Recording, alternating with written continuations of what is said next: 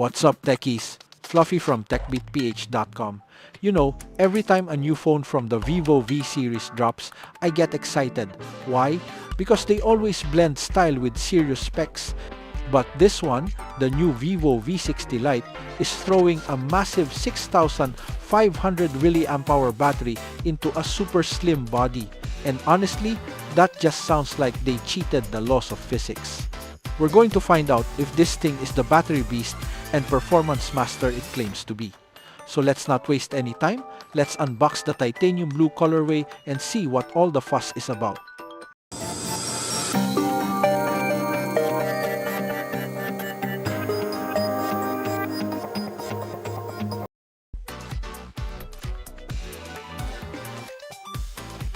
Alright, here we go.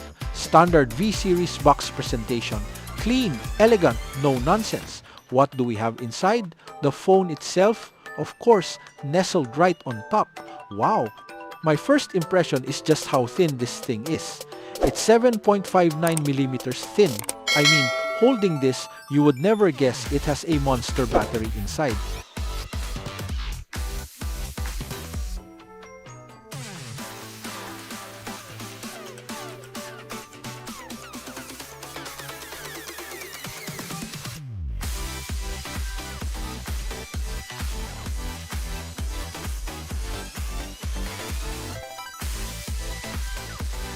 Now, under the phone tray, we have the 90 watts flash charger. Thank you, Vivo. No need to buy a brick separately. A USB-C cable and a clear protective case are also included.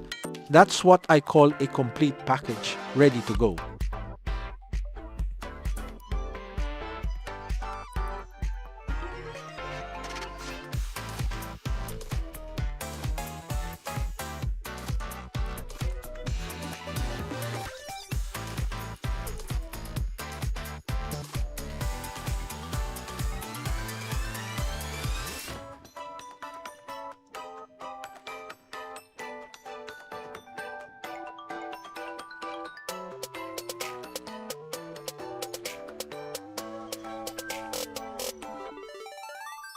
This titanium blue colorway is fantastic.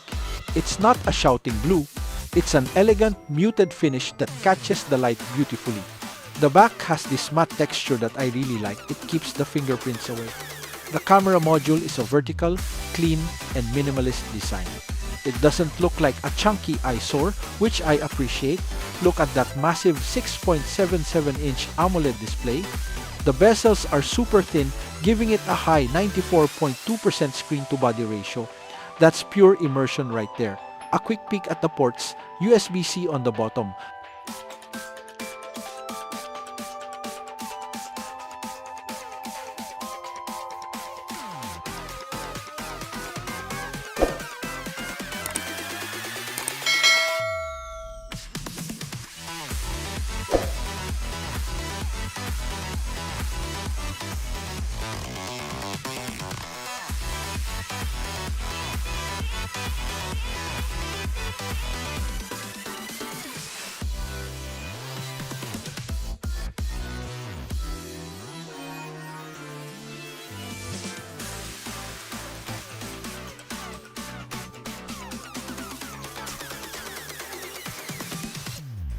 Let's jump straight to the elephant in the room, the 6500 mAh BlueVolt battery.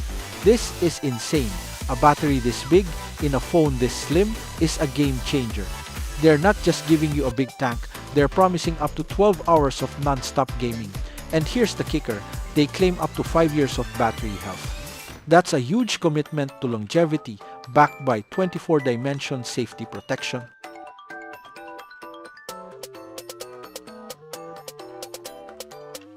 But what good is a big battery if it takes all night to charge? That's where the 90 watts flash charge comes in. 0 to 100% in just 52 minutes. That is absolutely ludicrous speed. You could literally be ready for an all-day gaming session during your lunch break. This combination of size and speed is the V60 Lite's superpower.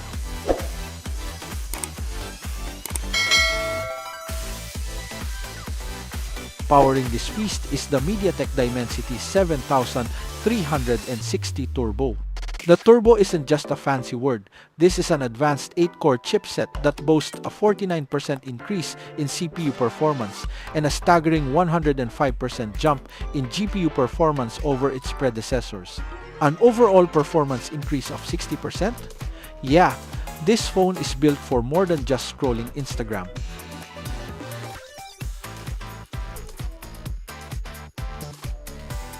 For the gamers out there, Vivo packed this with a few tricks. Gaming bypass charging is genius. It powers the system directly while plugged in, bypassing the battery to reduce heat and keep your performance smooth. No more frying your phone during an intense match. This is paired with Ultra Game mode, which has tools like esports mode for zero distractions and mistouch prevention for precise control. We're talking next level mobile gaming optimization.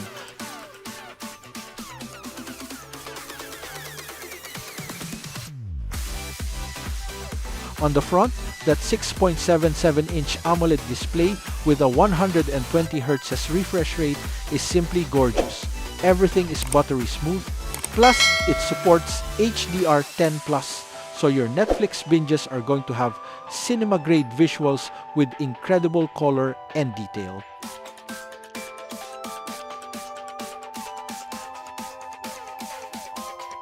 Moving to the visuals, the camera is anchored by a 50MP Sony IMX882 main sensor. The 1/1.95-inch sensor is larger, meaning it captures more light for vivid, true-to-life photos even when the lights go down. I'm excited to test that low noise clarity in a dimly lit setting. It also has 2x lossless zoom, so you can get closer without turning your photo into a pixel soup.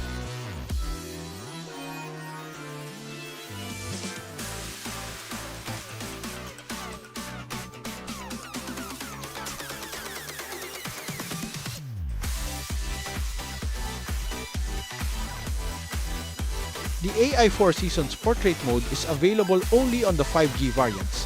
Here are some sample photos of what the AI 4 Seasons Portrait can do.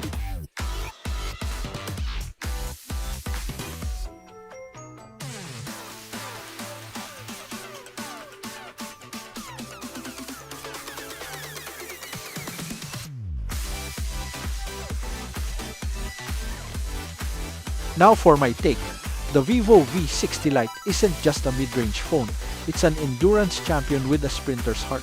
For daily use, that 6,500 mAh battery completely removes any battery anxiety. You're getting 2 days of normal use, easily. And the 90 watts charging means that even if you forget to plug it in overnight, a quick 15-minute top-up while you shower gets you through the whole morning. The MediaTek 7360 Turbo chip ensures you won't feel lag when switching between work apps and a demanding game. This phone is the perfect package for the user who wants all-day power without carrying a brick. It's a fantastic blend of style, speed, and stamina.